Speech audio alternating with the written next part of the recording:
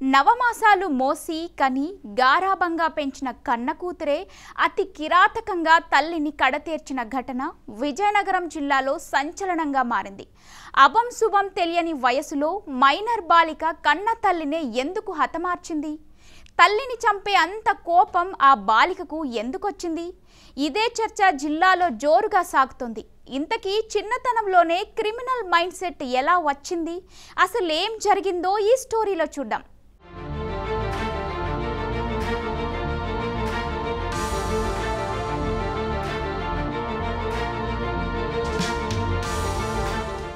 విజయనగరం జిల్లా ఎస్కోట మండలం వెంకటరమణపేటలో జరిగిన దారుణ ఘటన సంచలనంగా మారింది. ఎర్రప్రగడ వెంకటలక్ష్మి అనే మహిళ కన్న కూతురి చేతిలో దారుణ హత్యకు గురైంది. వెంకటలక్ష్మికి భర్త సత్యనారాయణ, కుమారుడు హరీష్, కుమార్తె రుచిత ఉన్నారు. వెంకటలక్ష్మి సత్యనారాయణ దంపతులు వ్యవసాయ పనులు చేసుకుంటూ జీవించేవారు. ఈ క్రమంలోనే ఇదే గ్రామానికి చెందిన సల్లాది హరికృష్ణ అనే యువకుడు సుమారు 2 ఏళ్ల క్రితం అంటే 2023లో వీరి కుటుంబంలోకి విలన్లా ప్రవేశించాడు. రుచిత్తో పరిచయం పెంచుకున్నాడు. పరిచయం కాస్త ప్రేమగా మారింది. అయితే తన కూతురు హరికృష్ణకు దగ్గరైందన్న విషయం వెంకటలక్ష్మి దృష్టికి వచ్చింది. అదే విషయాన్ని రుచితను నిలదీయడంతో తమ మధ్య వ్యవహారం అంతా తల్లి వెంకటలక్ష్మితో చెప్పింది రుచిత. భవిష్యత్తులో హరికృష్ణతో మాట్లాడవద్దని హెచ్చరించింది. దీంతో మనస్తాపం చెందిన హరికృష్ణ, రుచితులు 2023 ఆగస్టులో పురుగుల మందు తాగి ఆత్మహత్యాయత్నానికి పాల్పడ్డారు. అయితే అప్పటికి రుచిత వయసు 15 ఏళ్లు కావడంతో తల్లిదండ్రుల ఫిర్యాదు మేరకు హరికృష్ణపై ఫోక్సో కేసు నమోదు చేసి రిమాండ్కి పంపించారు పోలీసులు.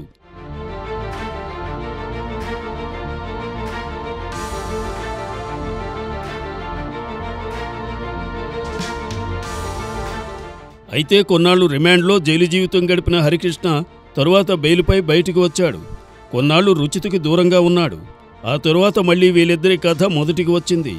తన వల్ల హరికృష్ణ జైలు పాలయ్యాడనే సింపతి హరికృష్ణపై రుచితికి పెరిగి మరోసారి అతనికి దగ్గరైంది.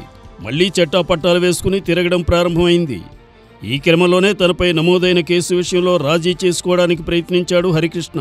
అందుకు ససేమిరా అన్నారు రుచిత తల్లిదండ్రులు. మరోవైపు ప్రేమిస్తున్న రుచితకు పెళ్లి సంబంధాలు చూడడం ప్రారంభించారు రుచిత కుటుంబ సభ్యులు. దీంతో తమకు అడ్డంకిగా మారిన రుచిత తల్లి వెంకటలక్ష్మిని అడ్డు తొలగిద్దామని రుచితకు చెప్పాడు హరికృష్ణ. అందుకు రుచిత కూడా అంగీకరించింది.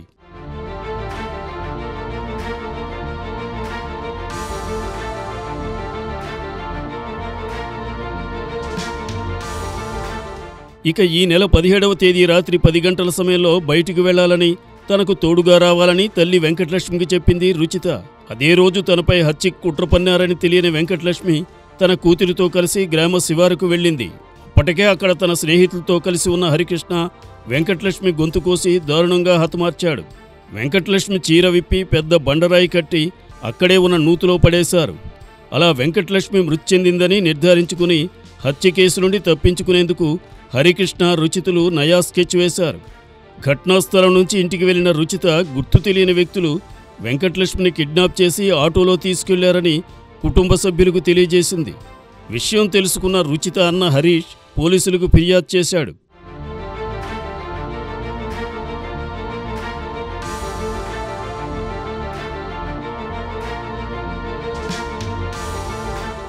కేసు నమోదు చేసి రంగంలోకి దిగిన పోలీసులు క్లూస్ టీం సహాయంతో దర్యాప్తు ముమ్మరం చేసి పలు ప్రాథమిక ఆధారాలు సేకరించారు. అనంతరం రుచితను అదుపులోకి తీసుకుని తమదైన శైలిలో విచారించగా వెంకటలక్ష్మి హత్యకు సంబంధించిన అన్ని విషయాలు వెల్లడించింది. రుచిత ఇచ్చిన సమాచారం మేరకు ప్రధాన నిందితుడు హరికృష్ణతో పాటు మరో నిందితుడిని అరెస్ట్ చేశారు. ప్రేమ అంటే ఏంటో తెలియని బాల్యంలో నయ వంచకుడి మాటలు నమ్మి కన్నతల్లిని హతమార్చి కటకటాల పాలైంది రుచిత.